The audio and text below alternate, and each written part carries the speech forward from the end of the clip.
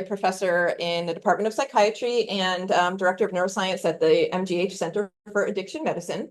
It's really nice to be here at Martinos Center, where I started here as a postdoc a long time ago. It's been nice to connect with old friends who I haven't seen in a while.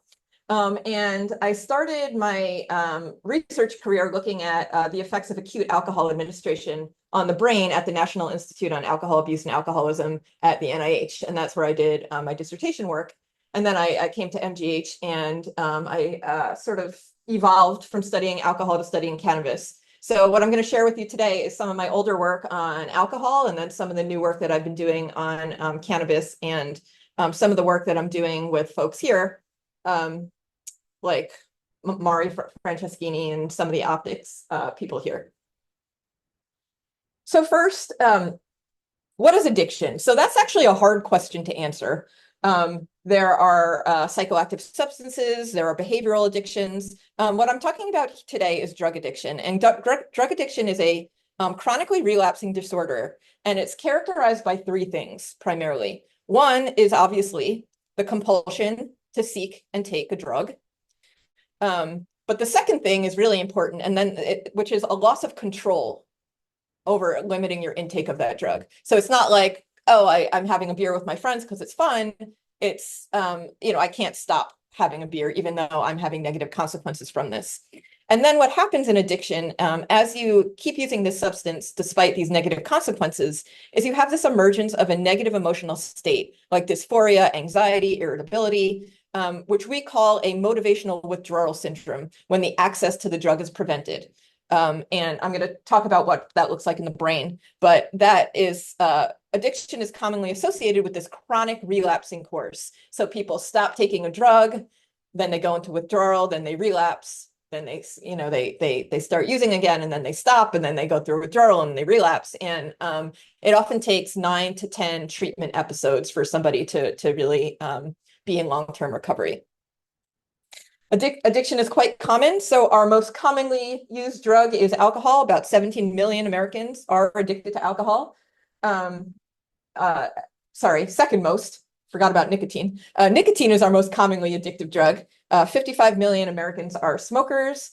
The nice thing is, while alcohol addiction has been steady across the last few decades, nicotine addiction has been decreasing because of public health messages about smoking and lung cancer and heart disease. But e-cigarettes may change this. We'll have to see what happens. Now that e-cigarettes are becoming popular and cool, we'll see how many of the young folks who are using e-cigarettes actually convert to smoking combusted tobacco. Then there's cannabis. So cannabis is an area of interest of mine that I'm going to talk about a lot. There's about 9 million people who are addicted to cannabis. Yes, you can be addicted to cannabis. I don't know how the myth started that you can't be, but you certainly can be. And what we're seeing, oh, thank you. We're seeing is increased cannabis use across gender, region, educational level, employment status, and so forth. As cannabis just becomes more accepted in society, as legalization continues, we're seeing greater use and greater dependence. Vaping is a category that it's not a drug, it's a method, and people can vape nicotine or cannabis. And I just wanted to point out that this is incredibly popular. Over a third of 12th graders reported vaping in the past year. So it's incredibly common among young people. And then you have your illicit drugs, opioids, non-prescribed drugs, heroin, cocaine, which is a much smaller number, but obviously the consequences are greater. So we think of addiction as a cycle with 3 phases. And each phase involves different brain systems and different neuroreceptor systems. So the first phase of the addiction cycle is the binge intoxication phase. This is when somebody is seeking the rewarding aspects of the drug. So they're going out because it's fun. They're getting high, they're having a good time. And this is dependent on the neurotransmitter dopamine primarily. And this is the area of the addiction cycle that I'm going to talk about a lot today, where you see engagement of the nucleus accumbens, the striatum, the thalamus in this mesocortical limbic reward circuit. The next phase of the addiction cycle is called the withdrawal negative affect phase. And here there's this pronounced shift. So here, instead of the positive reinforcement of the drug, you are seeking to avoid the negative reinforcement of the drug, so withdrawal and negative affect. And you see a switch going on where you see dysregulation of the same brain reward circuitry, like you know, the nucleus accumbens and so forth. And there's also this recruitment of brain stress and aversion systems. CRF and dynorphin are commonly implicated in this phase.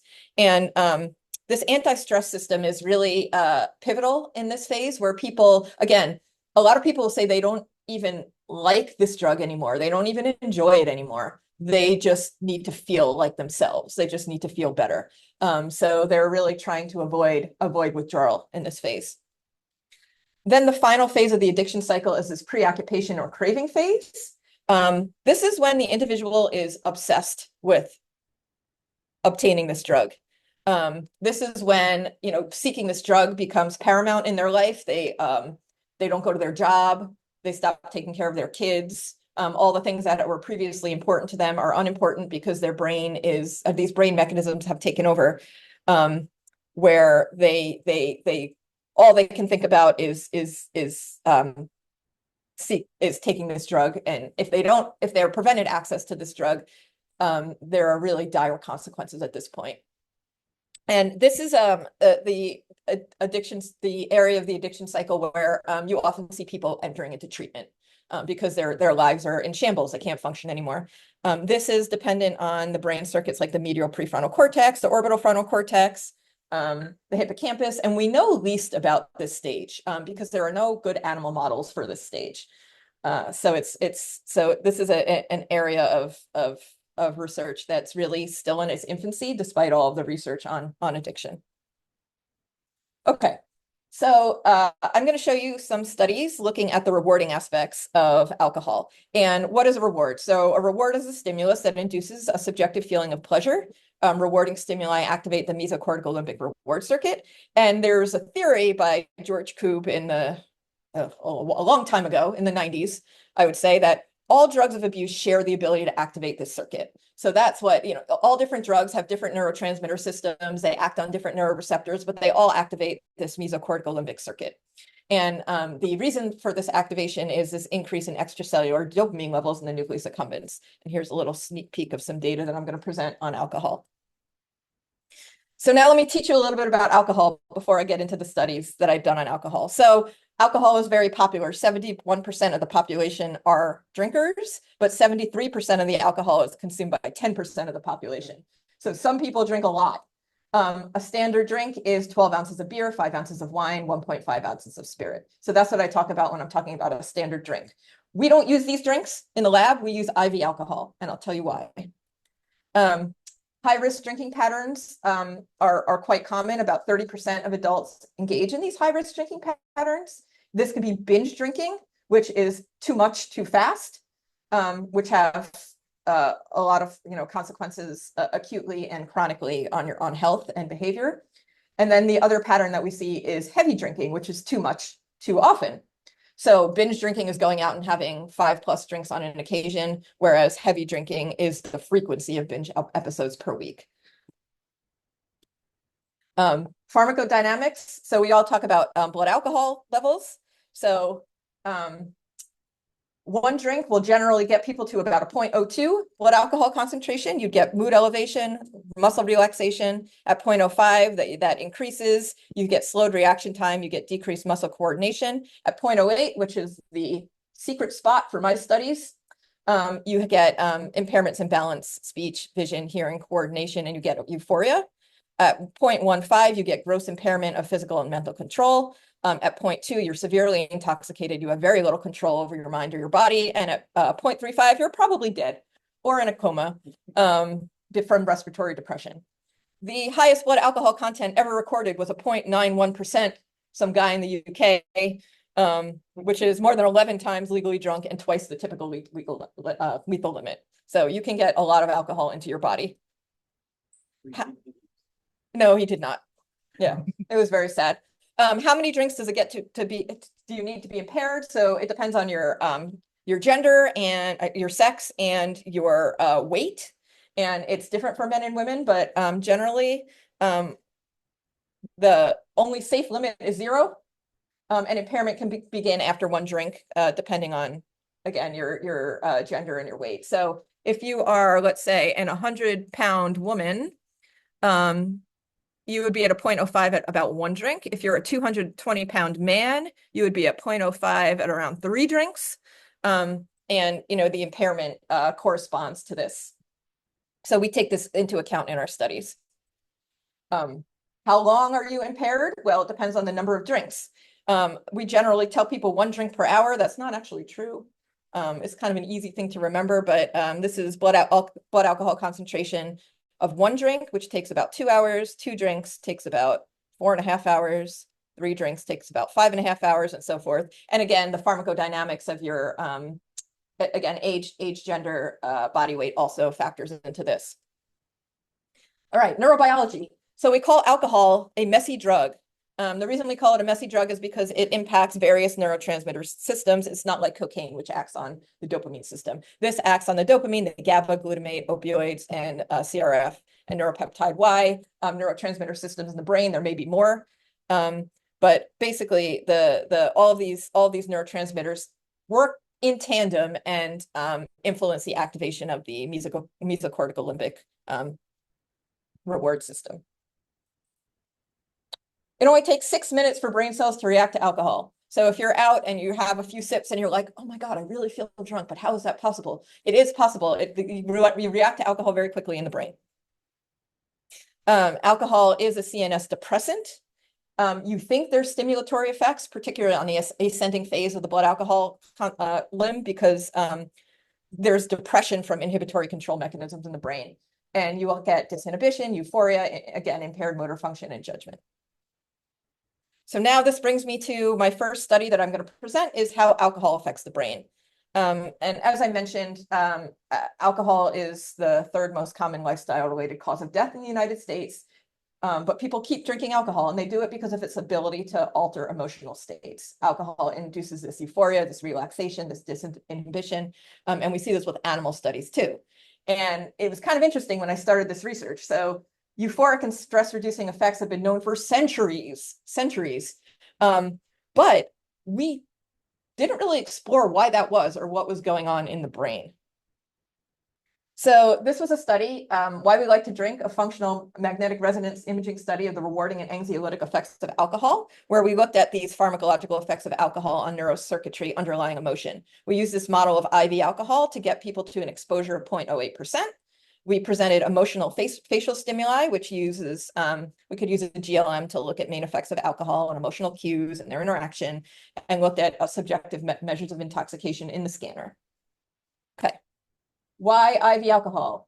Because this graph is a mess. So this was controlled oral dosing, where we gave people different amounts of alcohol, trying to control for gender, age, weight, total body water. And you can see this 4-fold variation in actual breath alcohol concentration. We didn't want that. We want something slow and steady, which is what you get with IV alcohol. So IV alcohol is a really nice model. If you want to get everybody to the same exposure, IV is the way to go, because when you drink it, there's too many variables that you can't control. So when we saw that data, we kind of freaked out and we were like, this is what we're doing in the scanner. Okay. So this was when you can do really small studies and still get published. So we had 12 social drinkers. They were in their 20s and 30s. We did an open label alcohol infusion in the lab to make sure that people tolerated the alcohol well. We obtained the breath alcohol concentrations, and then sessions 1 and 2 were a double-blind randomized alcohol placebo session in the scanner, and we were evaluating the changes in bold signal. These were our emotional stimuli. So we had neutral and fearful faces. During the alcohol infusion session, we also showed people these faces. Okay, so the first thing that we saw, which was super clear and really exciting, actually, because this had never been shown with alcohol, despite this theory that all drugs activate this reward circuitry, we saw this main effect of alcohol right in the striatum, right in the accumbens, exactly where we expected. You often don't get the results you expect. So we were really excited about this. And this article is really important in the field and in designing drugs to modulate this reward response from this point. We also found, and these correlations are a little sketchy now that I look now, but they were significant. We also found correlations between the change score in the nucleus accumbens and in the caudate and how intoxicated people felt. We said on a scale of 1 to 5, how intoxicated do you feel? And there was this correlation between their ratings and their brain. The other interesting thing we found in this study was that we only saw these effects during the neutral face presentation. We saw this nice reward activation. We didn't see it during the presentation of fearful faces. So we were like, what the heck is going on here? So the presentation of these fearful faces was somehow inhibiting this reward response. And I'm going to talk about that a little bit later. So from this study, we concluded that alcohol activates reward circuits. The subjective intoxication ratings are associated with this activation. These visual emotional circuits are modulated by alcohol.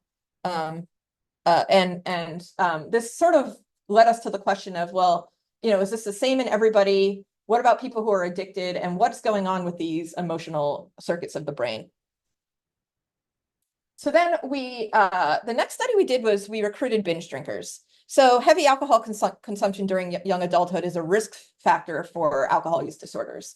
And it's hazardous on its own because if you're binge drinking, you're getting into all sorts of trouble and doing bad things to your brain. And we wanted to see if individual responses to alcohol might affect the response to alcohol in the brain. So we recruited 2 groups for this study: social drinkers who drank between 1 and 14 drinks a week, and heavy drinkers who drank between 20 and 40 drinks a week. And these are standard drinks. We had this alcohol use disorders identification test where we looked at people scoring below 8, which is normal drinking, versus above 8, which is hazardous drinking, and they couldn't use any other drugs except for occasionally cigarettes. And we did the same study where we brought everybody to 0.08.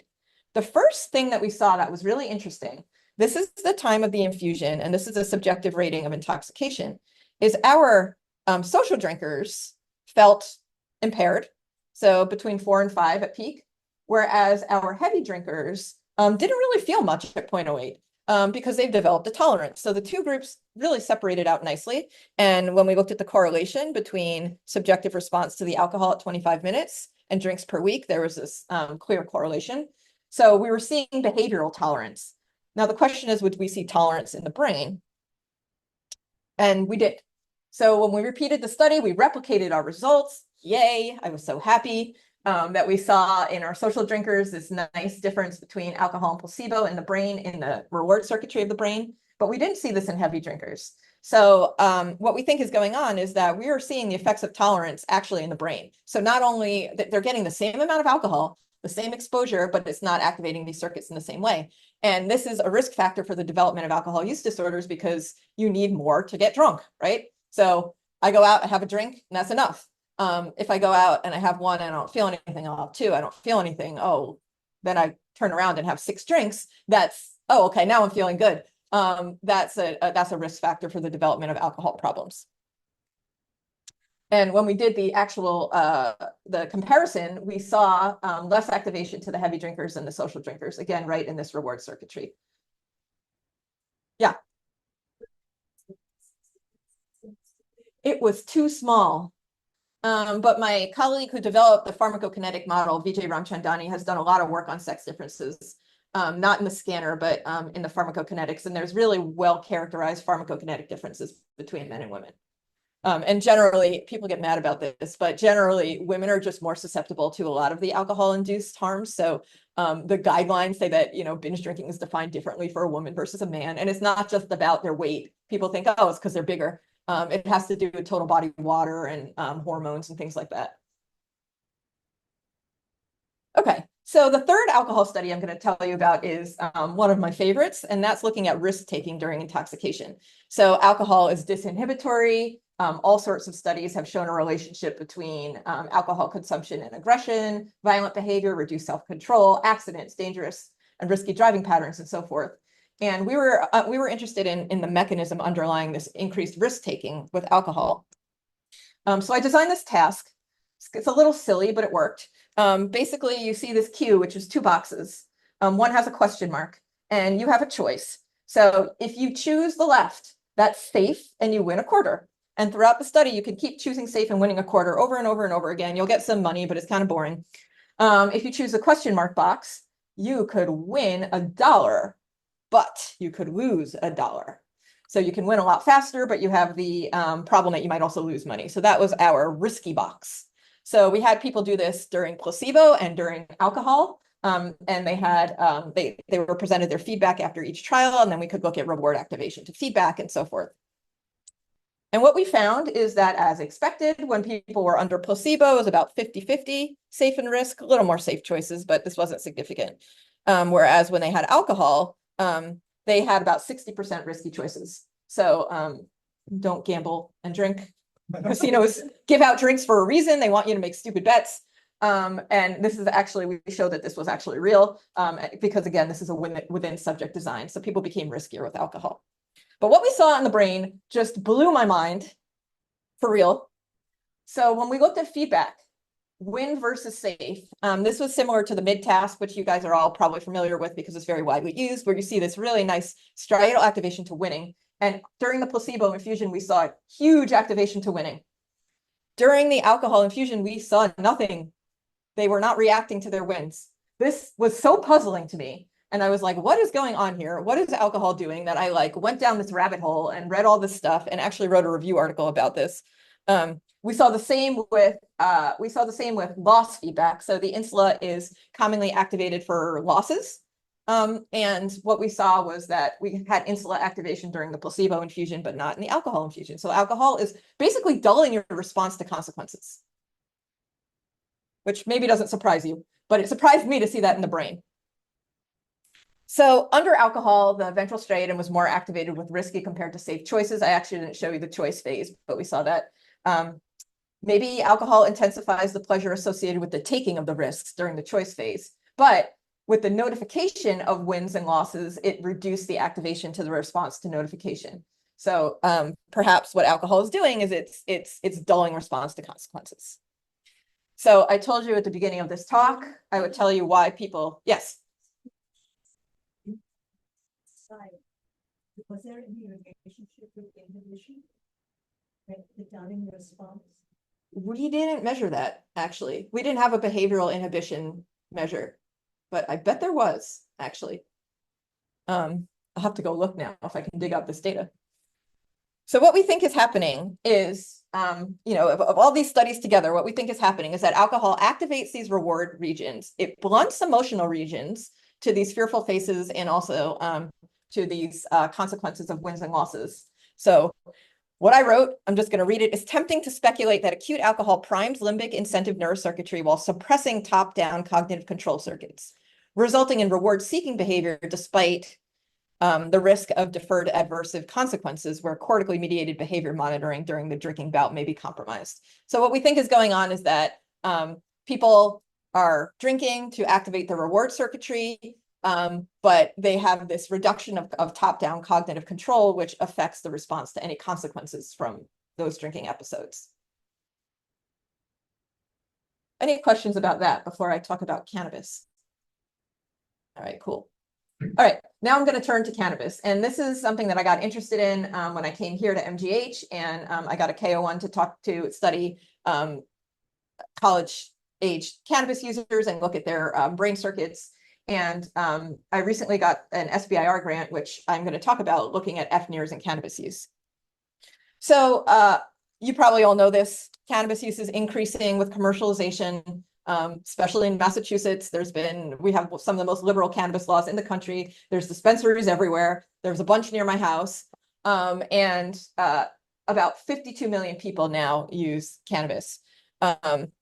The thing that people don't always know is that 8 to 12% of regular cannabis users will develop moderate to severe cannabis use disorders, which again, like I talked about in my first slide, represents this loss of control over intake and this emergence of a negative state when cannabis use is prevented. Cannabis use in adolescence has its own harms. It's associated with negative health outcomes, risk for substance use disorders, cognitive impairments, mental health disorders, particularly psychosis, which we're really interested in. There's this link between cannabis use and psychosis that is extremely well replicated and a very serious consequence. But what I'm going to focus on here is that cannabis also impairs driving skills. Despite what you might think, cannabis does not make you a better driver.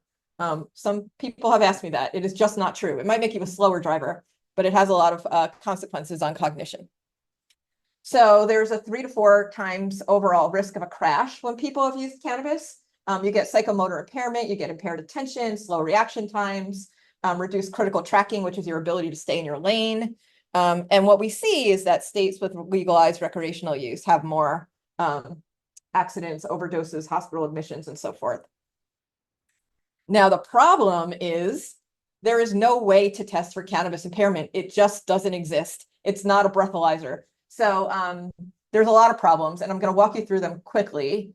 But one thing is there's incredible tolerance to cannabis. I showed you there's tolerance to alcohol, but generally at 0.08, most people should not be driving. And there's been a ton of studies on this, on crash risk, where you see this huge increase at 0.08 at crash risk for alcohol that just doesn't exist for cannabis. Different people, and we did this in our lab. We gave some people 50 milligrams of THC and they weren't very impaired. 50 milligrams is a lot. We gave people 10 milligrams of THC and they did get impaired. So there's tolerance is a really, really tricky factor with cannabis. And the other thing is that impairment is not related to blood or saliva or urine THC levels. So if you get levels in your blood, and I'll talk about the timing also, it's not going to correlate with levels of impairment like it does with alcohol. There are field sobriety tests. A cop can come out and have you do a test, but those are not very good for cannabis and they're prone to bias. There are these special drug recognition experts, which we've worked with in our lab. They're specially trained cops, specially trained to detect drug intoxication other than alcohol. This is 40-minute long evaluation where they ask you to do a million things, and it's still not very accurate. Don't tell them I said that, although we published on it.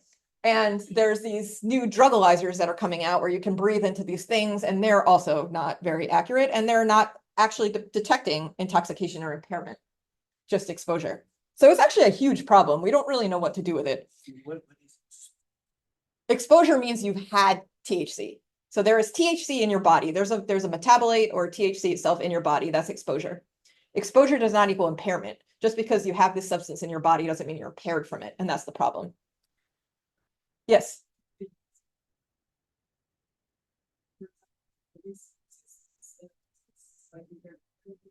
Yes. So they don't use drugalizers. Drugalizers are not widely used. They call DREs, but they're very specialized. So like if there's like a major car accident with a death, they'll call them. But for a fender bender, they're not going to call a DRE. And they're actually not admissible in court anymore. Maybe because of our research. But it's just not very good. The test is not good. These people are trying very hard and they're good people and they're trying to do their jobs, but the test is not designed for cannabis. It doesn't work well for cannabis. Like you can do a walk and turn and a heel to heel with cannabis on board pretty well. And what we found in our lab is that we gave people placebo and THC, and a lot of these DREs called our placebo folks impaired. And I'm going to show you that too. So the problem really with cannabis testing is pharmacokinetics. So THC is the main psychoactive compound in cannabis. Delta-9 THC is what you'll often hear it called. It's absorbed through the lungs. It reaches high concentrations in the blood within seconds. Peak plasma concentration is about 10 minutes. And then it breaks down into carboxy THC. It's metabolized. And carboxy THC stays around too long. That's the thing that they test for in a urine drug screen that can be around for a month. So that also won't tell you that you're impaired. So it's a timing problem. So here you have, serum THC returning to baseline really quickly. But you have your subjective high that can be about 4 hours or 5 hours. And there's this gap where you're like, well, what do we do here? Their urine, or their blood, it says close to 0, but they're still high. There's all different time courses for different body fluids. So breath, you can detect THC for 2 to 3 hours. In oral fluid up to 24 hours, in your blood up to 3 weeks, in urine up to a month, and in your hair up to 3 months if you have long hair. So it's really, the timing is really problematic for detection of impaired driving. And this just shows the THC concentration in the breath or blood after 10 minutes of smoking a THC joint. And you can see that it goes down really quickly, a little longer in blood. So it is now settled science that there's no association between THC biomarkers and impairment. This has been replicated probably 50 times in different studies. And this is what I was talking about before. If I take a urine sample, if I take a blood sample, if I take a saliva sample, and I get a level of THC, it will not correlate with impairment. That's really hard for people to understand because it's so different than alcohol, but it's true. So what do we do? What do we do? Yes. So in those studies, how are they measuring impairments, and why can't the police just measure that? How do you measure impairment? What is impairment? Well, you said there's no correlation between Yes. concentrations, so they're Yeah. measuring impairment somehow. So they're measuring impairment in all different ways. Some are epi studies that are actually measuring injured drivers. There are some studies that are laboratory studies where they're doing all kinds of cognitive testing and all sorts of tasks in a lab. There are some that actually do have the walk and turn and the finger to nose and the field sobriety test. So these plethora of studies, and like I said, there's dozens out there now. They just haven't been able to find this correlation. And yes, they're all measuring impairment differently. And I don't know what's the ground truth of impairment, which is something we've struggled with a lot too. Like, how do you know someone's impaired? Well, you just know. It's sort of like pornography. You know it when you see it. But it's actually, yeah, it's really hard. And we went over to Spalding to figure this out. And we said, how do you know if old people are too, elderly people are too impaired to drive? And they said the same thing. I was like, do you have a test? They were like, oh, we just know. We go in the car with them and we ride with them and we just make a judgment. And I was like, oh, well. So there's really no good definition of driving impairment in society. So what do we do about this? Again, standard field sobriety tests have been used, but scoring is arbitrary. It's not very accurate. So one of my colleagues and we both found that impairment ratings varied a lot for placebo, where we found that 21 to 35% of our participants were called impaired when they had placebo. So the idea is, well, why are we looking in blood and urine? Is there a test that can go to the source of impairment, which is the brain? So the idea behind this, when you break a bone, you take an X-ray of the affected organ. In the case of impairment, the affected organ is the brain.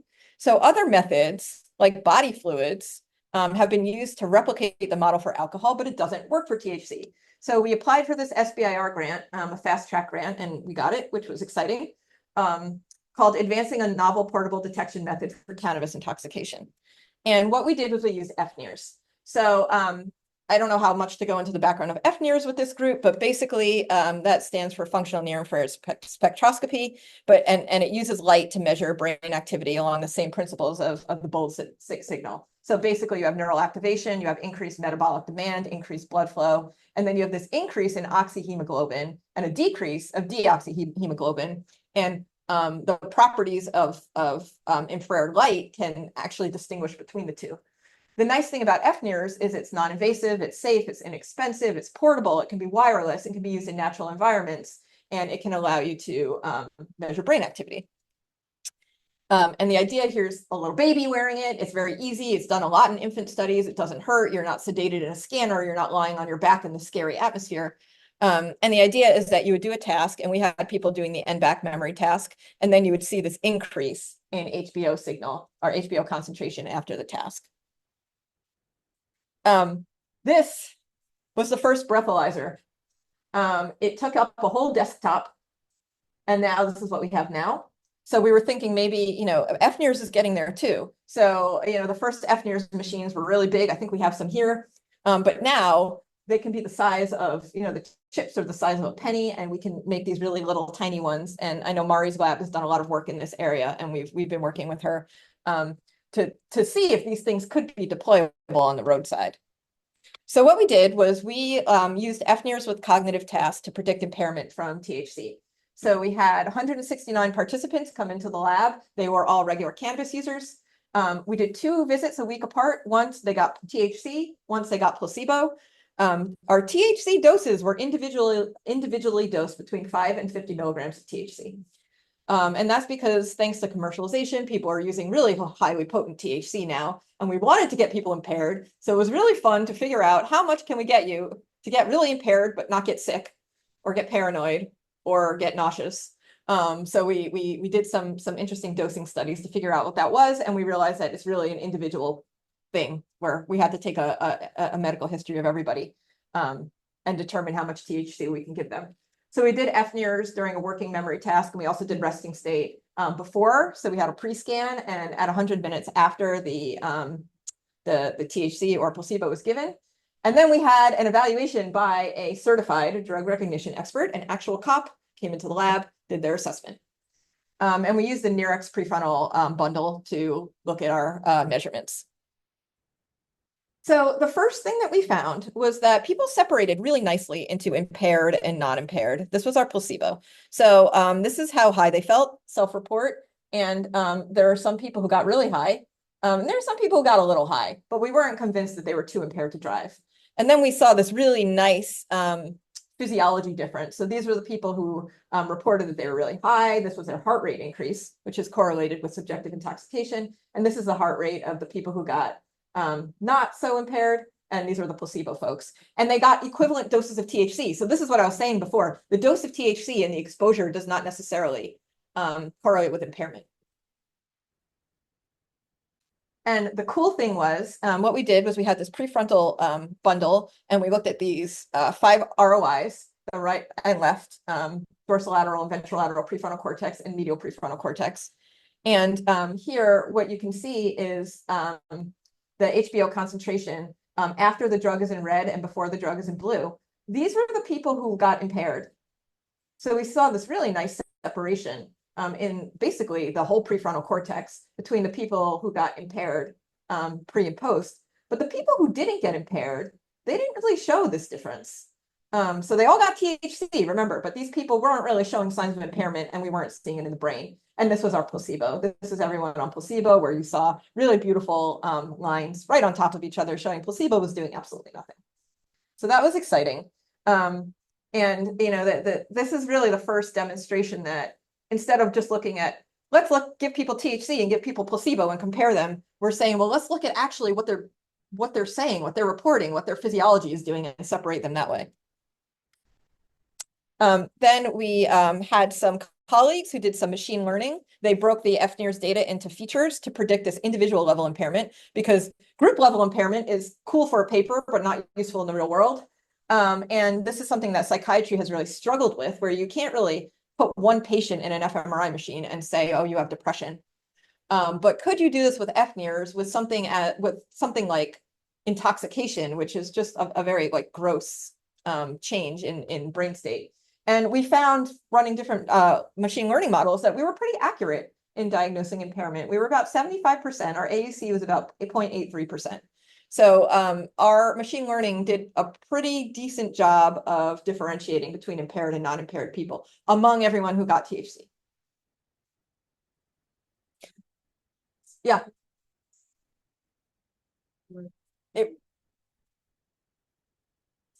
We did not use DRE evaluations because we thought they were not good. So how we separated people was we looked at their subjective ratings of intoxication, so their self-report, and we looked at their heart rate. And we came up with an algorithm that looked at the change in heart rate and the self-report, and we're able to use that to differentiate people who got impaired and people who didn't. And we have a whole supplement in the paper that goes through the method of doing that. It was pretty complicated. I still don't know if we got it right, but you know, I think that from this graph, you can tell that most of the people who we called impaired were impaired. There may be some people who could have been in either group. So it was a little tricky. It's a good question. Yes. Oh, so the NBAC task was what this data was from. So basically what we did was we had them, after taking the THC or placebo, we measured, we had the FNIRS cap on while they did an NBAC task, which is a working memory task.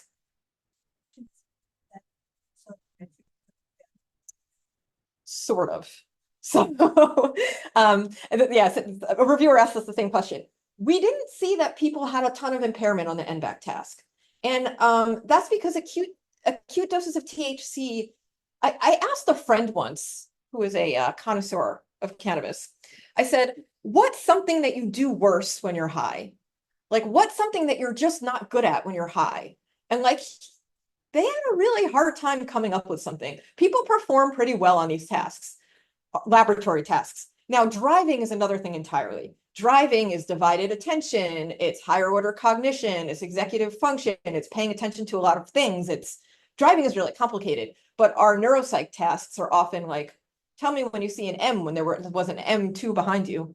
So we did see some impairment, but I don't think it was good enough to differentiate. But that's also reported in the paper that people who got more high showed more impairment on that task. It just wasn't dramatic. That's the actual pressure on the patient by way of speeding up stuff. Or not. Yeah, that's a great idea. Increasing the complexity of the task or making it harder. Yeah. I think that's a really good idea. And this was 0 back versus 2 back. And I wonder if we should have gone 3 back or something harder. But you know, people were really high, so we didn't want them to give up and walk out. I'm serious. This is a unique type of study. Yes.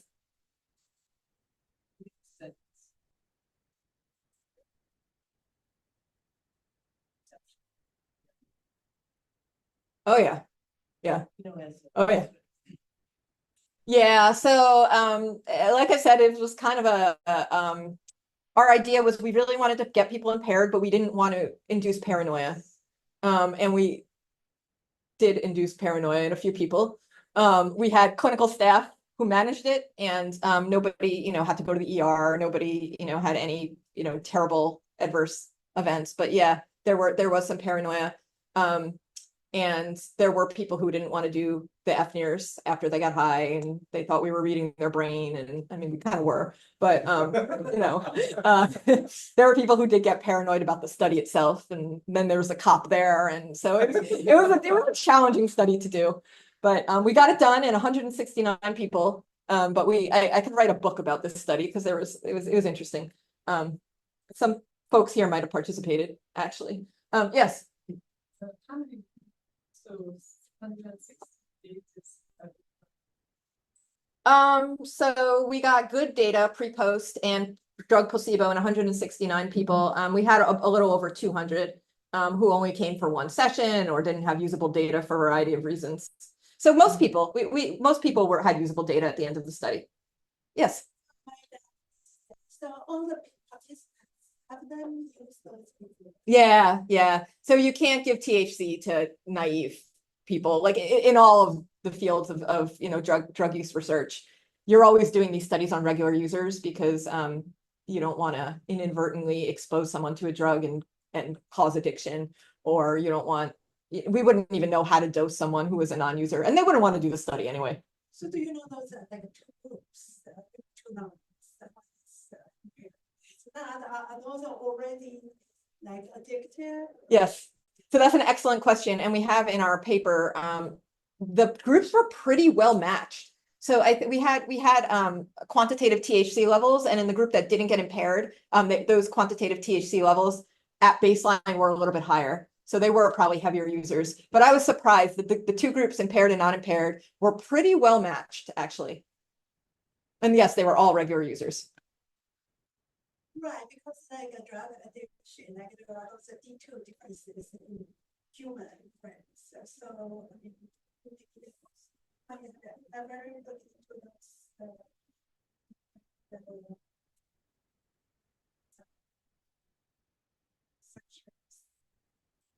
I mean, Do you mean like in the brain, like D2 receptors? And oh, that would be amazing. That would be really cool. We didn't do that in this study, but I think that's a really good idea.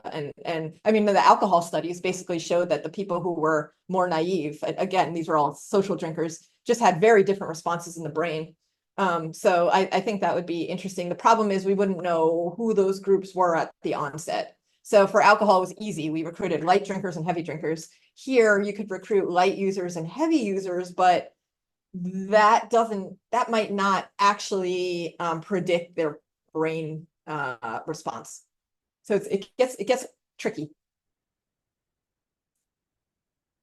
Okay. So the last result I'll show you was resting state. So this was really exciting to us, particularly from a commercialization standpoint, where like if this was going to be used to look at intoxication, I don't know if people are going to do an NBAC task, right? But let's see what's happening in their brain at rest. So we worked with Kirthana Karuna-Karan here at Martinos Center, who did these really nice resting state analyses.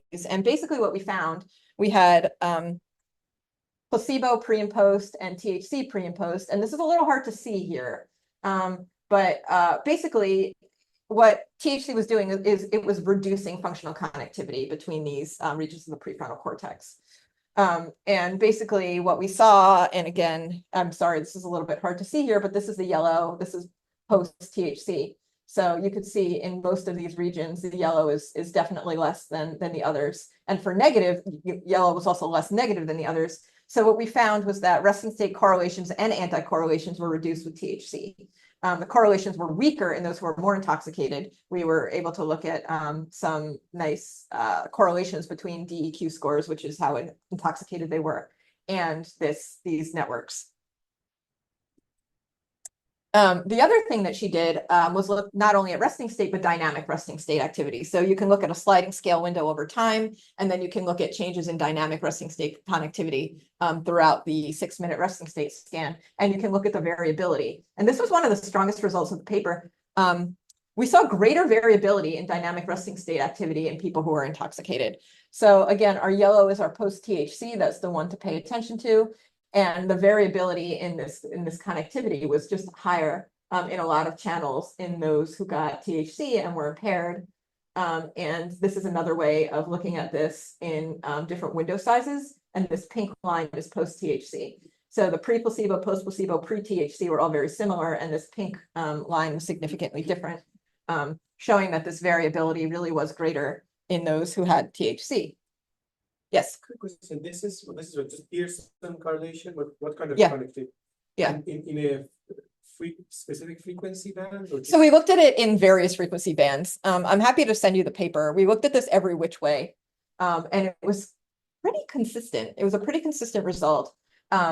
This is different time intervals. So this is we had 20 channels in the brain. We did a 20 by 20 matrix, and we looked at the correlations between channels. And again, it's a little hard to see here, but this is post THC, this column, and this column is different than these 3 columns. So what we saw is for varying window sizes, 700 samples, 300 samples, 100 samples, this variability was larger after THC. And yet another way to look at this is spectral power, which are alterations in signal power across different frequencies within a given signal across frequency bands. And this yellow is what to pay attention to. And again, we call ALFF was just lower in the people who had post THC. There was also a lot of other differences that we couldn't really explain, but it was pretty consistent again that the post THC condition was different than the others. So I'm going to wrap up here. So our conclusion so far is that FNIRS can detect various brain signatures of impairment. In our working memory test, signal increased with THC, the most in people who are most high and who are more impaired. We had machine learning metrics that could classify participants as impaired and not impaired with pretty high accuracy and low false positive rates, not as low as we would have liked, but pretty low. And then resting state activity was altered in those who were intoxicated from THC. We saw reduced correlations and anti-correlations in static connectivity. We had higher variability in brain connectivity with dynamic connectivity, and we saw a reduction in spectral power, which might be a form of neural suppression or inhibition with THC. So our next steps are to determine if this neural signature is specific to cannabis or all impairment. So is this a THC specific impairment, or would any drug, opioids, cocaine, show similar effects on the prefrontal cortex? We want to look at combinations of drugs that are used together, like THC and alcohol or opioids, to see how combinations of drugs affect the brain. There are also conditions like sleep deprivation or stress. So I think, before this is ready for prime time, we need to see how those affect the brain. We need better ground truth estimation of impairment, which is what I've been talking about a lot. Like, what does impairment mean? And, then there's a lot of implementation science which would have to happen, which was testing by end users in the real world for roadside use. So I'd like to acknowledge everyone who, did this work? No, I won't. Okay, here we go. Some people here at the Martinos Center, some people at the Center for Addiction Medicine, and the funders. And I will stop here and take questions.